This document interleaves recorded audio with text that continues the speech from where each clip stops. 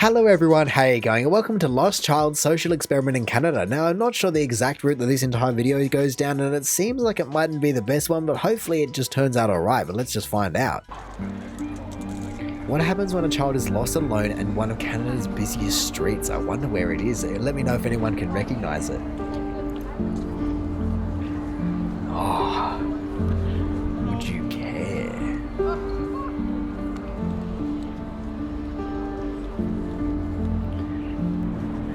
Canada, we put you to the test. Here we go. I'm sure this is going to hit home for a lot of people. My goodness.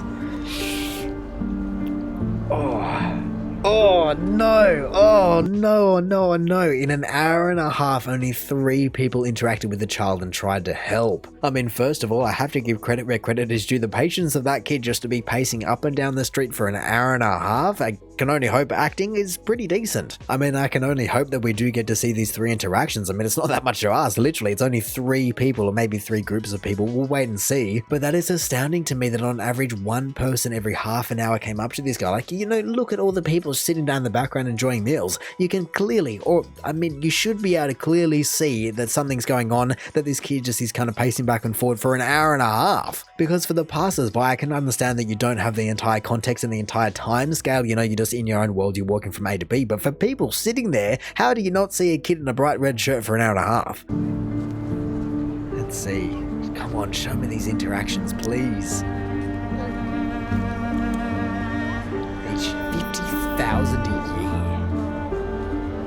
Wow. Okay.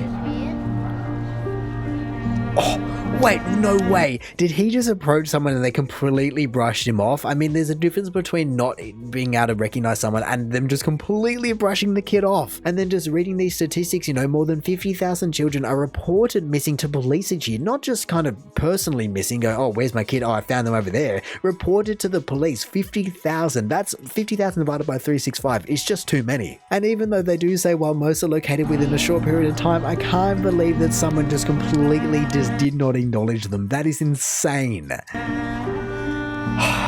Some become long-term missing child cases. Yeah, because you have people with earbuds in their ears or something. Where are you going? I'm lost. Where are you trying to go? Here we go. I'm trying to find my mom. Okay. Okay, finally. Any idea where she would be? No. Where was she last? Where'd you just come from? We were here. And then they just kind of like left? Huh. That's a bit strange, but okay. Should we go see if there's any like cops that can help you? Just keep looking for her. For sure, dude. Yeah, see, what I would suggest, just post up, stay where you're at, and they'll come find you. Okay. It's like, Whoa.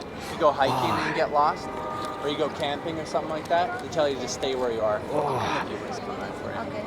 Oh, I guess it is really, really mixed advice. Not mixed advice, but I guess conflicting advice. No, conflicting is not even right either. I guess overall it's just difficult advice to really give because you don't want him to fully listen to you to the point where you're going, okay, post up here, someone will eventually find you. And then 20 years later, the kid's still just looking for his mum. I mean, hopefully by then someone in the restaurant would have noticed what is going on, or maybe they wouldn't because it would just turn into background, just blending in with the scenery by then. But like I said, from this guy's perspective, you can kind of hear the hesitation in his voice because he's going, oh, I want to help you, but you don't know enough for me to even begin to help you. As he was asking, do you know where she might be? Where was the last place you were? All of these different questions, but everything was just a non-answer because the kid doesn't know, and that's fine, but it becomes a really difficult situation. So that's where he goes, okay, maybe the police will help you. I am not qualified in this whatsoever, but I can just at least offer a bit of support maybe. And really, he was one of only 3 people in an hour and a half to stop, and so kind of regardless of what he does, within the realm of reason of course, but regardless of what kind of advice or support he offers, it's just all going to be positive in comparison to doing nothing, hopefully. I don't know. First impression was that it's, you know, a crowded area. It could be, you know, I didn't think anything bad. I thought maybe, like I said to him, it's like, you know, just post up, someone will come back. I don't know. I've done like a lot of traveling. I also, for a split second, thought I was like, okay, maybe like someone's gonna come up and like run up on me or something like that. Like it could be, who knows? I guess so. You know, young dude. There's a lot of people out here. What was the next action for you? Like, you thought this is something normal, or you just thought that the parents are around here, you're just playing around? No, it definitely like seemed weird, but for sure, like I was looking around to maybe see, I know there's like cops up and down here all the time, so that would have been the next thing to do. I asked him if he wanted to like use my phone for something, if he wanted me to call anybody. he seemed pretty like calm, so I figured he'd be okay. I gave him that advice, just like sit down, wait for people to come back, because it always works that way. Thank you so much. Yeah, of course. Thanks, dude. Well, there we go. I guess there really isn't much to say besides that. It's an absolute model citizen. You know, he assessed the situation. He was going, oh, hopefully I don't get attacked because I don't want to come off in the wrong light approaching this kid. And I guess also it would be a bit of a weird situation because as a kid, you're taught, oh, stranger danger, don't interact with people. And so all of a sudden you need to rely on these other people that you don't know. But that's against everything you've been taught. But like he said, he assessed the situation. It was a little bit weird. He wanted to offer his help where he could. He wanted to offer a bit of support where he can. And on top of that, he was willing to offer the services that he could. You know, do you want to use my phone to call your mum? Call someone. Do I want to call the police? What do you want to do, kid? I'm just here to help. And so even though this is clearly a set up environment and he's agreed to do an interview after the fact, so at least he knows that everything's okay, it is really intriguing to me to see why he did what he did. And honestly, I would love for them to interview someone that did nothing. That would also be really interesting. Excuse me? I'm lost. I can't hear very I'm well. lost. You're lost. Yes. Don't know where your parents are? Well, we just have to find the police. No, I'll just keep looking for her. Hey? I'll just keep looking for her. I don't think that's such a good idea. The police, Okay. she might go to the police. How long has it Yeah. been since you've been with your parents? She was here, but she's somewhere still here, and I'm just looking here. How long have you been on your own? Um, Because the policeman's not going to be any of their problem. Oh. I think it would be better if you were with them. See, there we go. Now we are getting a different approach, but to the same situation. And I mean, yes, the last guy did offer to go to the police and contact them if need be, but this guy's actually heavily suggesting that he goes and finds out the police, especially because, like he said, maybe the mother has gone to the police, and so that would be an easy resolution. I mean, I must say, even though he has been relatively helpful and he's clearly interacting with the kid, it did take the kid to actually go up and approach him and say, hi, sorry, I'm lost. I don't know if that would have happened if he didn't actually just go up and speak to the guy. I think it would be better if you were with them. no, I'm okay. Okay? I'm okay. You okay? Yeah. Interesting. It surprised you to see him alone? Like, you thought this is something normal or he might be lost? Not on Stephen Avenue. Yeah, right. No, there's a lot of times people are just running loose, you might say. Okay. No, So- but it wasn't, I didn't know. The only thing I thought of was, well, he was from out of town. That's why I asked him whether he was from the city or not. Because it's likely that he would have been. Yeah. And And what was your next action? 'Cause reaction? Yeah, next action. Like I saw you kind of. Well, like, just got to get a hold of surprised. the police and have them take care of it. Rather than, I didn't know what else I was going to do with him. Yeah. You know, thinking that he was probably from out of town. Thank So you I thought the police were the best approach to take. I was going to phone. And honestly, you can't say that that isn't a reasonable thing to think and even action to take, because you go, okay, I've tried to help where I can. I can't stick around forever because I don't want to seem, like I said, coming off in the wrong light. And I also can only offer so many services. And at least if you are with the police, on top of having all the missing persons reporting and ability to find that out, you will also have an element of protection around you. I mean, I did find it interesting, the mixture of thoughts that he had between, oh, okay, is this kid from out of town? But also I'm not surprised because people are, what did he say, running amok or running loose, I think is what he said, just generally on the street. I mean, I do want to know, what did he say? What avenue? Not on Stephen Avenue. Yeah, Stephen Avenue. Stephen Avenue, Canada. Let's just see where this entire thing is. Is it in Toronto? Is it in, I think I saw Calgary just then. Yeah, I guess there it is. Calgary, AB, Canada. So I have no idea how that references anywhere else. You know, if this happened in Ottawa compared to Vancouver, compared to Toronto, compared to, I don't know, anywhere else. But I guess as we can see, it is a busy street. Everyone's doing their own thing. Everyone's got their own lives happening. And so it's not out of the blue to see something like this and to walk past it. But like I said, for the people sitting in the street doing nothing, that's what I'm most surprised about. Who's it gonna be? Which one? Look at how many people there are there. He clearly looks lost, or at least unnerved. Excuse me?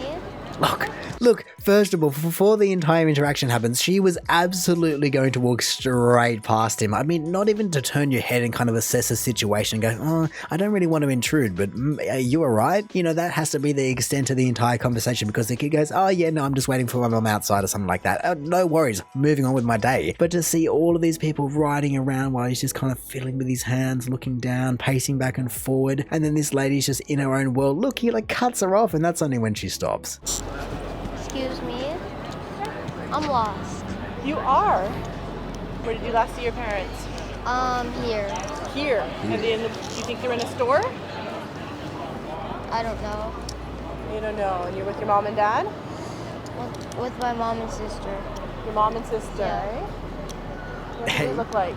Do you know what they're wearing?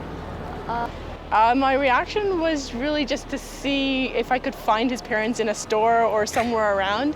He didn't look too freaked out, and I have 2 young kids of my own, and if they were lost, I knew they would be crying and screaming and stuff. Have you experienced this with your kids? Like, yes, I have in a store, and so they actually had to go to the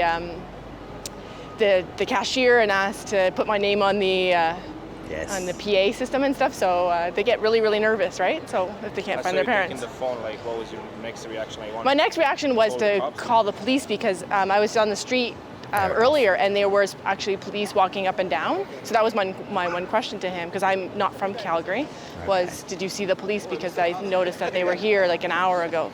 So I was going to see if I could find them again or something like that. So that was my next step after just seeing if they were in a close by store. Now, clearly that was a shorter interaction in terms of what we were shown, and I guess once again she did think to contact the police, but it was interesting to hear that her children or her had also had this experience before as well. However, it was interesting to hear that from her perspective it didn't really come across as being lost, and I can understand that if you're used to a kid just kind of crying their eyes out as soon as the parents just walk away, then you wouldn't really pick up on it as much. And of course, on top of individual to individual, age is going to play a massive part. You know, a 4-year-old getting lost compared to an 8-year-old getting lost compared to a 12-year-old getting lost, it's just worlds apart. But I still look at that kid and go, something just isn't right about it. And maybe that's because I know what the setup is as well, so there's cognitive bias, but I still don't think that you can look at that and go, yeah, no, that's fine. And so overall, even though it is kind of a negative social experiment, it has been really interesting to see, obviously, just a very small snippet of one street, of one country, of one interaction, or I guess 3 interactions, but just how people react to these kind of things, and really just, if nothing else, raising awareness, going, oh, actually, maybe I do have to just watch my surroundings, because as we know, there are only 3 people in an hour and a half, and so every other person that is aware of this topic and actually has an interaction is a massive percentage gain, going from 3 to 4 to 5 to 10. It's huge. If everyone can do that, then obviously we can't reduce the 50,000 number from the start, saying 50,000 kids getting lost, but you can reduce the amount that get permanently lost or long-term losses. And so like I said at the start of the video, I had no idea what I was going to be walking into, but it's really just been quite eye-opening to see what actually goes on almost behind the scenes, is what it feels like.